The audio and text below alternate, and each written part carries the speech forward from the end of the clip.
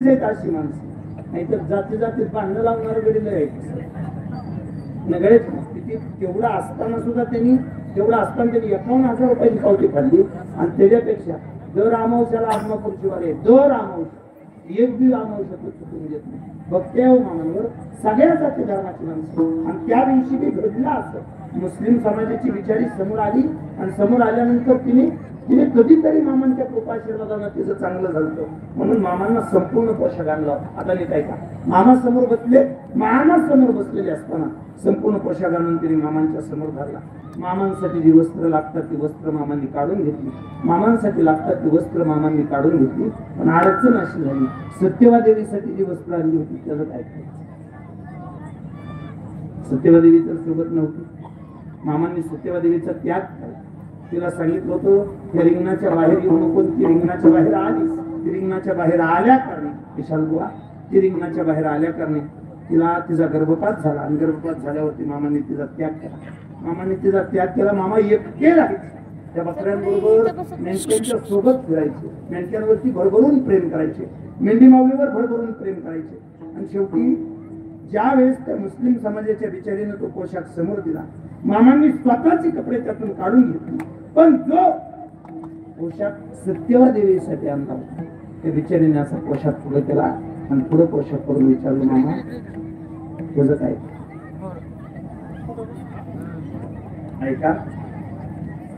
साधू संतांची चरित्र ऐकताना बरं वाटतं, साधू संतांची चरित्र सांगताना बरं वाटतं, पण त्यांच्या आयुष्यामध्ये असणारं दुःख बहुतेकांना कळत. मामांच्या वाटेला आलेले हे दुःख आहे, मामांच्या वाटेला आलेले ह्या यातना आहेत, ह्या वेदना आहेत. हे मामांसारखा महान संत. शेवटी तिने विचारलं ह्याचं काय करू. तेव्हा मात्र डोळ्याला पाणी आलं. काय करणार. सत्यवादेवी सोबत नव्हती. मामांनी सांगितलं तो आणलेला जो पोशाख आहे, आणलेला पोशाख माझ्या लक्ष्मीसाठी आणला.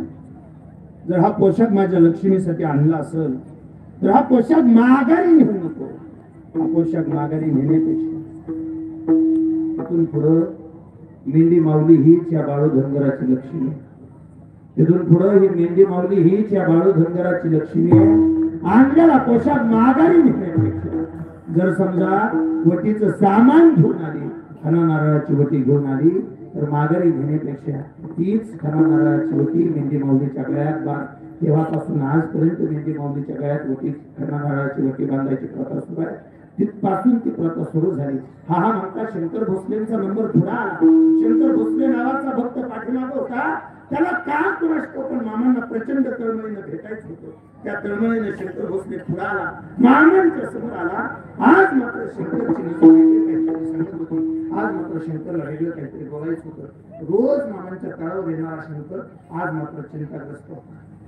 मामांच्या पुढा मामांनी जाणलं. मामा शंकर बघतात. शंकर बोल. डोळ्याला पाणी आलं. मामा अडचण घेऊन आले.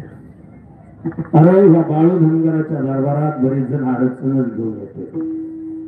येताना तुम्ही रडत येता, जाताना माघारी इथनं हसत जाता. हे बाळू धनगराचा स्वभाव आहे. माझ्या गावात आलाया आणि अडचण घेऊन आलाया. काहीतरी इलाज काढू सांग फक्त. शंकर झालंय काय. डोळ्याला कळतन पाणी आलं. मामा काय आजपर्यंत प्रचंड नवसा सायासानं पोटाला पोरगा झालाय, संसाराची वेल फुलली.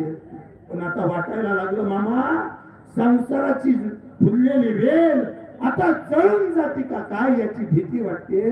मामा पोरगा लय आजारी.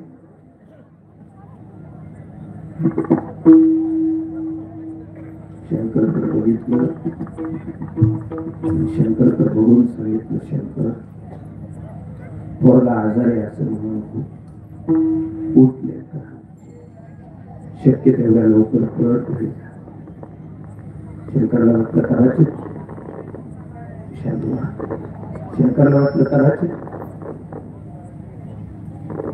पोरगा चांगला झालाय म्हणून आपल्याला घरी लावतात. मामाने घरी जायला सांगितलं म्हणजे काहीतरी चांगलं घडलं असेल. म्हणून आशेने आशेने शंकर पळत होता आणि